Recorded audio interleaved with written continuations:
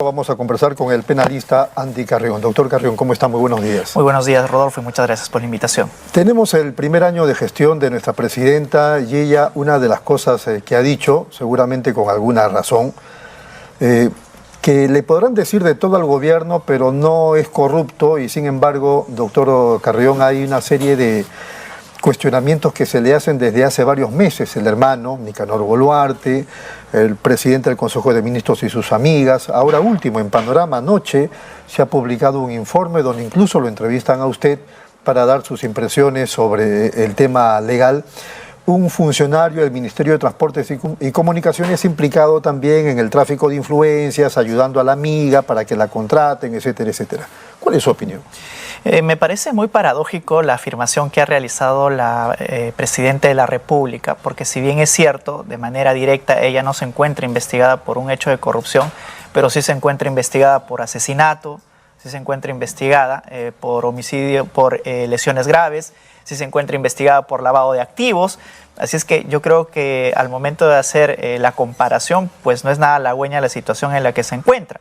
Y más aún que los hechos de corrupción vienen también filtrando a determinados miembros de su gabinete. Sí. Nada menos que Alberto Tarola, ¿no? Viene siendo investigado por supuestamente favorecer a algunas señoritas dentro de la administración pública. Ese tema no se ha archivado, sigue siendo investigado. De ninguna manera, ¿no? Y lo peor de todo es que cuando se les pide explicaciones, cuando da conferencias de prensa, nunca atina a responder si hubo o no un favorecimiento. Lo único que dice, esperemos lo que decide el Ministerio Público. O sea, a la hora de hacer sumas y restas, ella se encuentra investigada por delitos aún más graves que por los que se han venido investigando a los miembros del anterior gabinete del expresidente Castillo. Pero yendo al fondo del asunto, Rodolfo, si es que uno ya en el actual gobierno trata de deslindar de actos de corrupción del anterior, vemos que tampoco es así, ¿no? Porque no solamente vemos un deficiente control por parte de los ministros respecto a los subordinados que cometen algunos actos que vienen siendo investigados.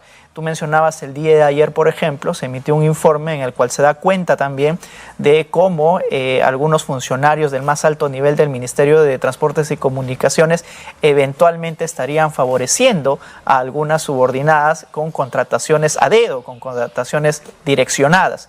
Y eso implica, Rodolfo, si es que uno de verdad es firme contra la corrupción, salir a declarar e inmediatamente decir pues de que el funcionario ya no pertenece a la institución e iniciar una investigación interna, por lo menos, del cómo se ha originado esta contratación y que los funcionarios públicos, como debe ser, den cuenta y explicaciones a la población.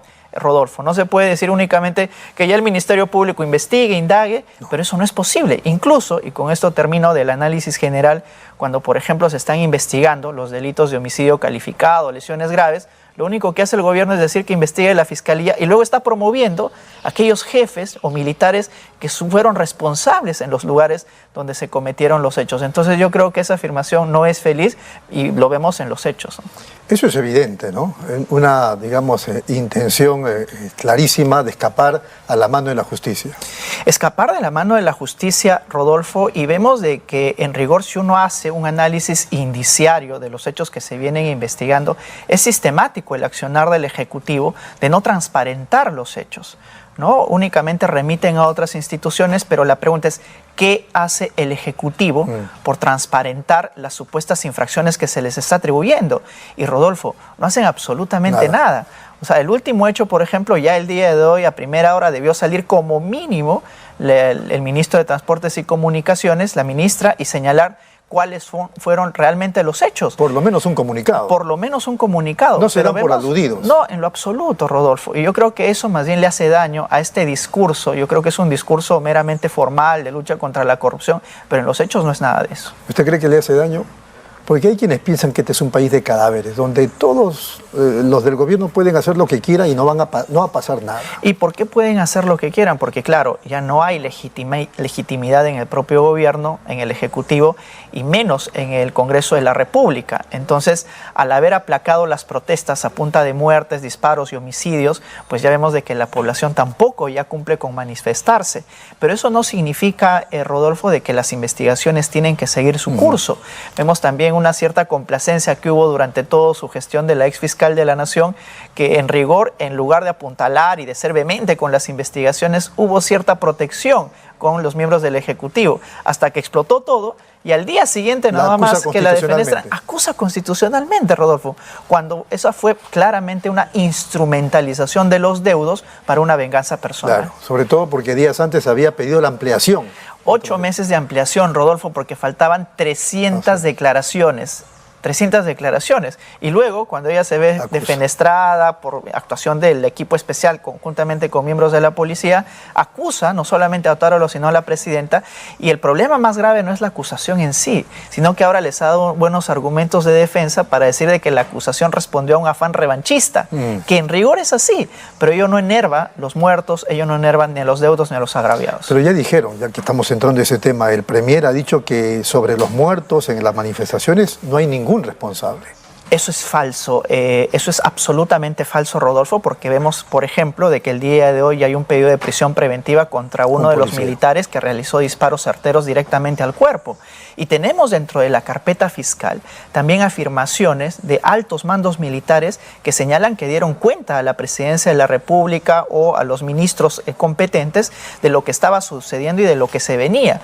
Por ejemplo, el hecho de decir que no estaban preparados y de frente que la Presidenta de la República, como jefa suprema de las Fuerzas Armadas, envía a los militares que antes habían comunicado que no estaban preparados.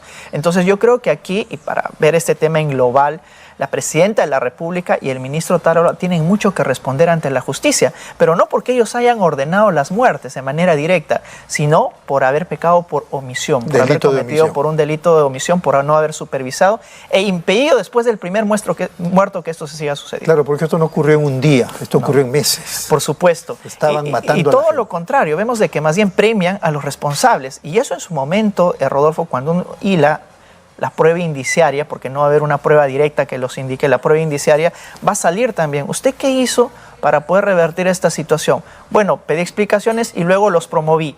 Eso en ninguna situación se puede avalar. Usted no es político, usted es un abogado penalista. ¿Cree que no van a salirse con la suya, que en algún momento tendrán que responder a la justicia? Todos, tarde o temprano, tienen que estar ante la justicia, Rodolfo, por los hechos que han cometido. Ahora vemos que es la Presidenta de la República, tiene el apoyo también del Congreso de la República. El Poder Judicial y el Ministerio Público están actuando en contra del gobierno anterior y son, digamos, ciertamente tolerantes con las acciones de este gobierno. Pero eso va a pasar, Rodolfo, y cuando ya no tengan el poder, pues ahí todos tienen que rendir cuentas a la justicia. Pasó con el expresidente Alberto Fujimori, a pesar de que tenía todo el poder durante muchos años, pero después del año 2001 y a pesar de haberse fugado en alguna oportunidad, mira cómo rindió cuentas tarde, pero rindió cuentas ante la justicia. Lo mismo les espera a los demás. Regresando al tema del Ministerio de Transportes, este funcionario, ¿cuál es la tipificación del delito que habría cometido? Bueno, y siempre hablando en términos de su posición, claro, para no pecar como el abogado Wilfredo Robles, que le imputa a la presidenta asesina, recordarás tú, en un ámbito ahí público, porque nosotros nos debemos todavía al supuesto en tanto no existe una sentencia condenatoria. ¿Qué supuestos se habrían configurado en este caso? Primero, el hecho de crear una contratación o un puesto duplicado, porque ayer otro funcionario público que lo realizaba, pues generaría un interés indebido por el funcionario. Y eso configura el delito de negociación incompatible. Luego, un delito de colusión, porque se supone que el funcionario responsable se colude con el externo, con el privado, a efectos de generar un puesto para que pueda seguir laborando, y eso configura el delito de colusión.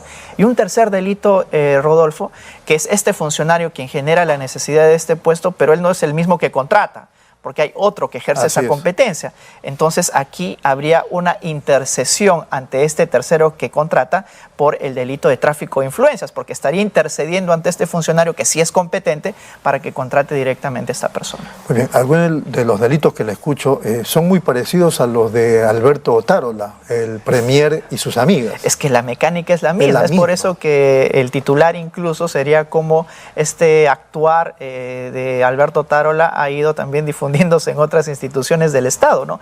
Es el cierto favorecimiento a las amigas. Y eso, Rodolfo, son actos de corrupción. Entonces yo no entiendo cuando la presidenta dice que no está investigado por ningún acto de corrupción, cuando vemos que la mecánica, el favorecimiento, eventualmente haberse coludido con un tercero o una tercera, implica que le generen puestos de trabajo. Y es más, la cereza del pastel, una de las principales involucradas, a pesar de que el premier se había esforzado en decir que no las conocía, dijo que eran amigos de años. O sea, la propia beneficiada por este puesto, por esta orden de servicios, simplemente contradijo lo que había firmado. Porque él dijo una vez nomás, ¿no? Sí, y de manera circunstancial, ¿verdad? Y que venga y que diga que es amiga de años, pues ya vemos la calidad de afirmaciones que nos están ventilando. El caso de Pedro Castillo, 35 años, claro, es un tipo que aparentemente ha cometido corrupción y ojalá que pague todo con el peso de la ley que corresponde, y también ha hecho un autogolpe, por lo cual merece también ser sancionado con la cárcel. Pero digo, 35 años no es un exceso. Bueno, a simple vista lo parece, ¿no? ¿Por qué? Porque tenemos aquí 3 delitos imputados por los cuales ha sido acusado ya no solamente el expresidente Castillo, sino sus demás exministros. El primer delito es el delito de rebelión, que tiene una pena máxima que va hasta los 25 años. El segundo delito por el cual se le acusó al expresidente Castillo es el delito de abuso de autoridad, que va hasta los 3 años. Y el tercer delito es contra la tranquilidad pública, que tiene hasta 6 años. Entonces, si uno hace una sumatoria, pues es evidente que llega hasta los 34 años. Y contra los demás exministros, Betsy Chávez, Roberto Sánchez y Willy Huertas han pedido 25 años porque ellos solo están imputados por el delito de rebelión. Y contra Aníbal Torres, pues 15 años, porque él no era ministro en su oportunidad, sino solamente asesor de la presidencia del Consejo de Ministros. Doctor Carrión, ha sido muy amable. Muchas gracias por su presencia. A ustedes. Y a ustedes, amables televidentes, por su sintonía. Permiso.